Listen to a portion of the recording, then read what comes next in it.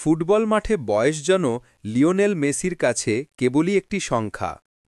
৩৮ বছর বয়সেও তিনি প্রমাণ করে চলেছেন একাই একটি ম্যাচের ভাগ্য নির্ধারণ করে দেওয়ার ক্ষমতা রাখেন।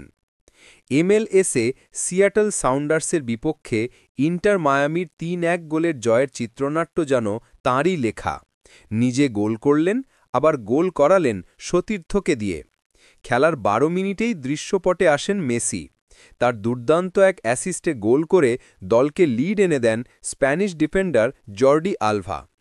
এরপর প্রথমার্ধের ৪১ মিনিটে আসে সেই মুহূর্ত, যার অপেক্ষায় ছিল দর্শকরা। এবার গোলদাতার ভূমিকায় স্বয়ং লিওনেল মেসি। তার গোলে মায়ামি ২-০ ব্যবধানে এগিয়ে যায়। বিরতির পর ফিরে এসে ৫২ মিনিটে ইন্টার মায়ামি তাদের তৃতীয় গোলটি করে জয় নাগালের মধ্যে নিয়ে আসে।